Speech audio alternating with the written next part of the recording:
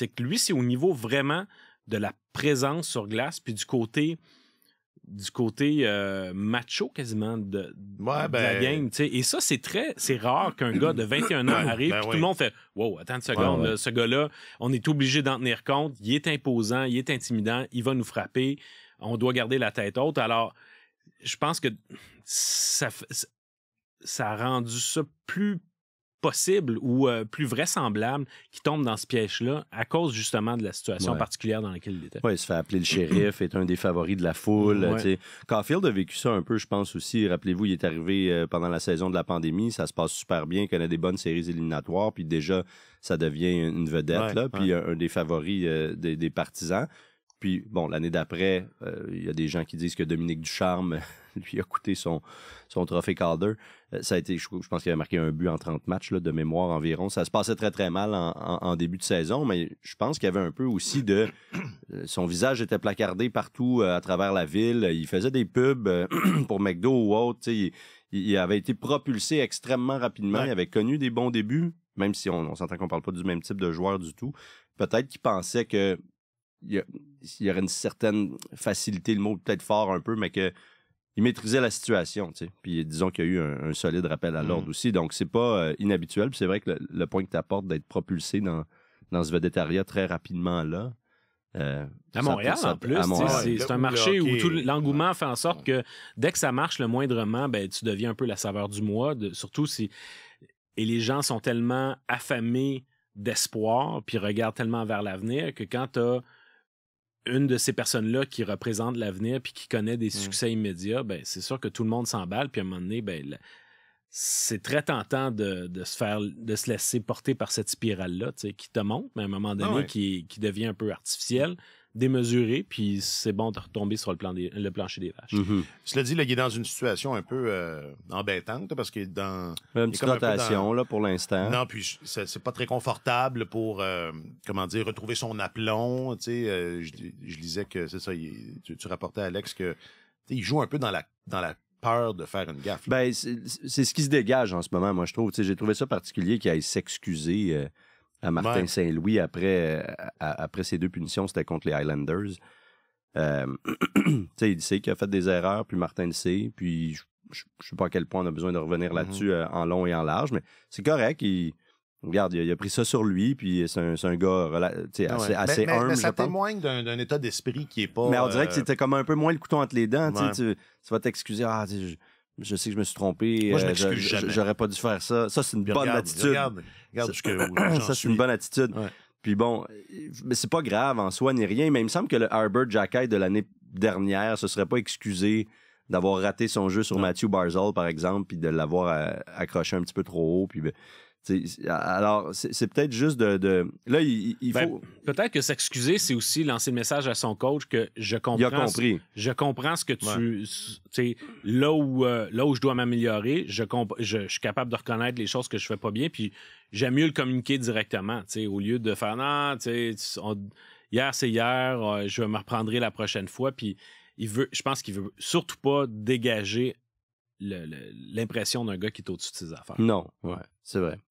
Et ça peut aider à... Mais il y a un équilibre à trouver, lui aussi. Puis Martin Saint-Louis le disait ça hier, puis il disait, tu sais, faire attention comment tu diriges les intentions. Moi, il l'a dit en anglais, là, ça se traduit mal comme ça, mais qu'est-ce que tu fais avec un gars qui va faire une erreur, mais c'était un bon jeu, dans le fond. Son idée était bonne, l'intention était bonne, il avait bien lu la situation, bien identifié, analysé le truc, mais il n'a pas réussi à l'exécuter, il n'a pas réussi à le faire. Ça vaut un peu pour Jackay aussi, tu sais, l'élément physique de son jeu, c'est une composante essentielle, là, puis c'est ce qui fait qu'il se démarque là, au-delà des batailles et tout ça, c'est que c'est un vrai tough, tu sais, et il faut qu'il joue avec cette arrogance-là, sans verser trop souvent de l'autre côté, puisque ça va arriver, évidemment, là, mais tout est une question de ratio.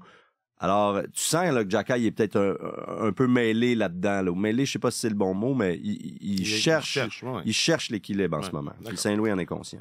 En tout cas, je pense que même si en ce moment, il est plus hésitant, puis ça va faire en sorte qu'il va s'éloigner de son identité de joueur robuste à cause de ça, ce qui va lui permettre de se replacer dans les bonnes grâces de l'équipe, puis de sortir de cette rotation-là actuelle. Je pense que c'est vraiment d'améliorer son jeu en défense parce que toute l'organisation semble flairer en lui un certain potentiel offensif. Je m'entretenais au début du mois de janvier avec Jean-François Hull alors que Arber Xhekaj était toujours à Laval. Puis il dit il va faire des choses offensivement que pour l'instant, là, on s'imagine même pas qu'il en est capable. Alors, eux, ils voient comme quelque chose de... Il y a vraiment une couche là, offensive qui est cachée puis qu'à un moment donné va se révéler. Mais je suis pas certain que ce soit cet élément offensif-là qui va être suffisant pour vraiment l'aider à se camper comme défenseur régulier dans la Ligue nationale. Puis un joueur, normalement, de son profil, avec son gabarit, avec son côté mean, ça doit... 99 fois sur 100, ça vient avec des atouts défensifs. Alors, tu sais, je trouverais ça étrange que la faiblesse de son jeu, ce soit la défense. Alors, il doit... Parce que sinon, c'est surtout dans son territoire qu'il va être capable de dissuader l'adversaire à cause de sa robustesse, de dire non, Pitt, il va falloir que vous alliez de l'autre côté. Mais sauf que s'il y a des vulnérabilités au plan défensif, ben, qu'il soit robuste ou non, finalement, ça ne changera rien. Alors, ce qui doit vraiment améliorer, c'est les éléments au point de vue défensif, éviter de se faire contourner. Il y a quand même un bon coup de patin. Vraiment, pour un gars de sa taille. Absolument. Alors, utiliser sa mobilité, utiliser son bâton à meilleur escient, faire des bonnes lectures aussi, de reconnaître où sont les adversaires. Puis Martin parle souvent de la gestion du risque également. Tous ces éléments-là, dans sa zone, je pense qu'il faut qu'il mise là-dessus, puis il faut qu'il... On parle tout le temps les joueurs disent qu'ils doivent travailler dans leur force, mais dans le cas de Xhekaj, je pense qu'il doit réussir à améliorer ses lacunes, parce que dans le profil de joueur qu'il est, s'il n'arrive pas à s'améliorer défensivement, il n'y a pas les atouts en attaque, à mon sens, pour dire on va vivre avec ces lacunes défensives parce qu'il nous en donne tellement offensivement. Xhekaj est comme finalement le tableau dans l'affaire Thomas Crown. Oh là là.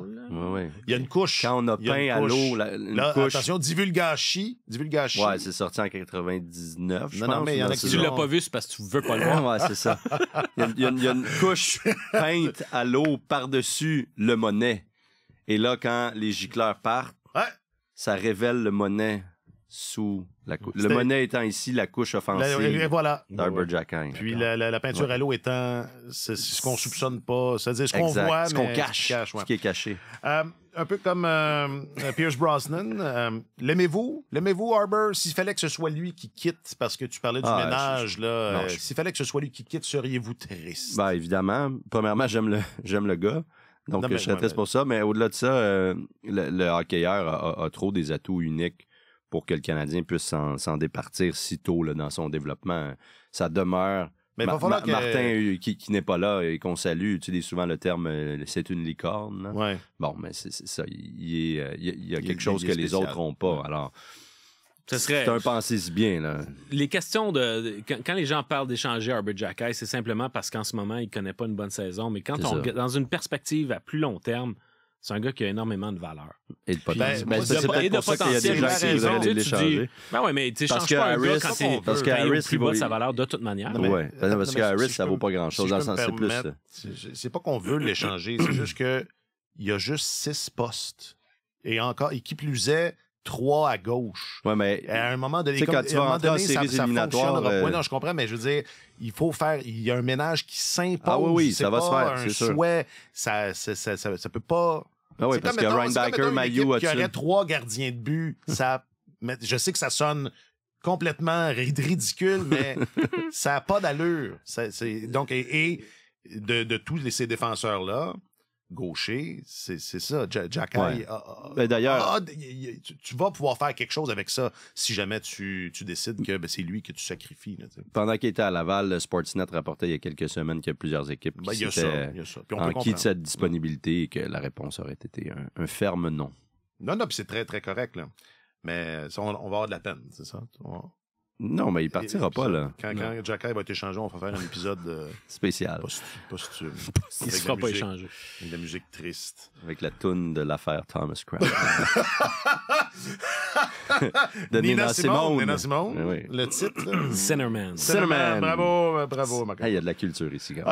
Pour vrai, là, ça transpire en dehors du studio.